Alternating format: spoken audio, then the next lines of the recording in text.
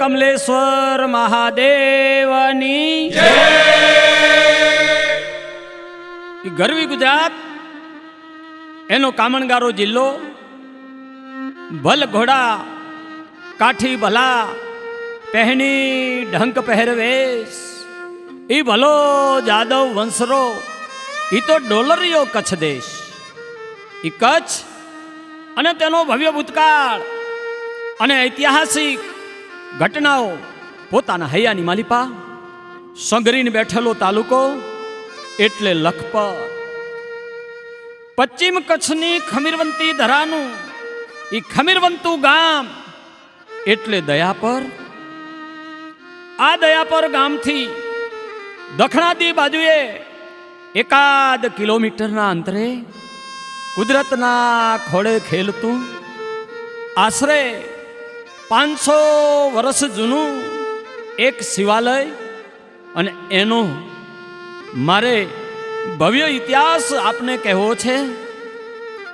એમ કહેવાય એ જમાનાની માલિપા કચ્છનો સિંધ પ્રદેશ સાથેનો જેદી વેપાર થતો તેદી લાખા નામનો વણઝારો પોતાની પોઠો લઈ આ માર્ગેથી પસાર થયો।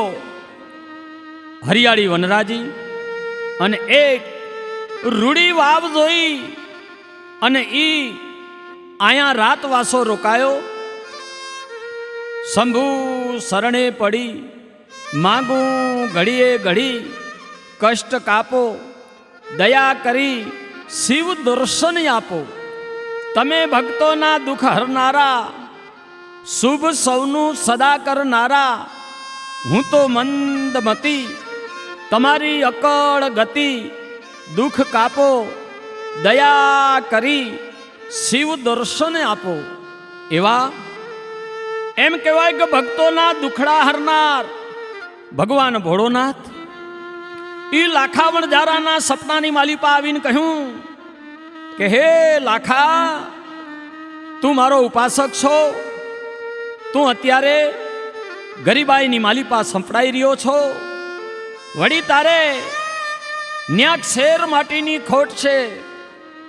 તું મારો પરમ ભક્ત હોવાથી હું તારા પર પ્રસન્ન થયો છું।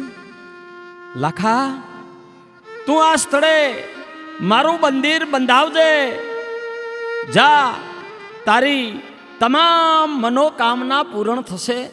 એમ કહી એ શિવ અંતર્ધાન થયા। લાખો ઝબકીને જાગ્યો। ભગવાન ભોળાનાથે બતાવેલ જગ્યાએ એણે શિવ મંદિરનું નિર્માણ કર્યું। ભોળાનાથની કૃપા તેના પર ઉતરી। લાખાનું દારિદ્ર અને વાંજ્યા મેણું દૂર થયું। આવો છે કૃપા નિધિ ભગવાન ભોળાનાથનો પ્રતાપ। અહીં એક વાવ છે જે કચ્છી ભાષાની માલિપા સેલોર વાવ કહેવાય છે। અહીંથી જ્યારે લાખો પોતાની પોઠો લઈ પસાર થતો ત્યારે તે અહીંયા પાણી પાતો અને વટે માર્ગો પણ આ વાવની માલિપા પાણી પી પોતાની તરસ સિપાવતા। જે વાવ લાખા વણઝારે બંધાવી હોવાનું જાણવા મળે છે। આ શિવાલયની બરોબર સામે જ એક અદ્ભુત વૃક્ષ ભારતભરમાં અન્ય કોઈ જગ્યાએ ભાગ્યે જ જોવા મળે છે। તે શિવાલયની સામે જ ઊભું છે, જે એક કુદરતી સંજોગ છે, જેને કલ્પવૃક્ષના નામે લોકો ઓળખે છે। આ કલ્પવૃક્ષ અને સેલોર વાવ હાલે મોજૂદ છે। લાખાએ બંધાવે આ મંદિર કલ્પવૃક્ષને કારણે કમળાપતિ તરીકે ઓળખાય છે.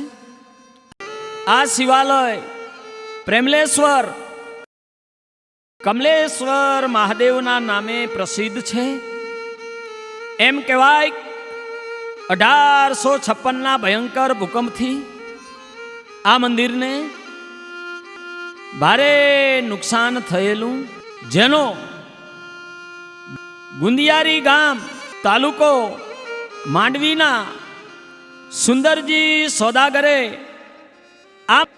આ મંદિરનો જીર્ણોદ્ધાર કરાવેલો અને ત્યારબાદ બીજી વાર કચ્છની માલિપા 2001માં આવેલા ગોઝારા ભૂકંપથી આ મંદિરને નુકસાન થયું.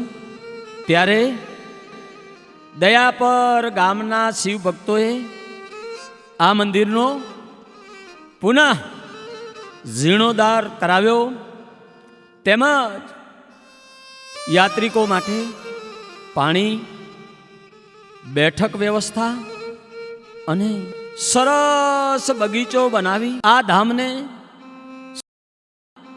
સુંદર રીતે વિકસાવ્યું છે. હાલે અહીં પૂજારી તરીકે પિયુષગીરી ચંચલગીરી ગૌસ્વામી સેવા પૂજા કરી રહ્યા છે. આ અગાઉ તેમના પિતાશ્રી શ્રી ચંચલગીરીજી સેવા પૂજા કરતા હતા.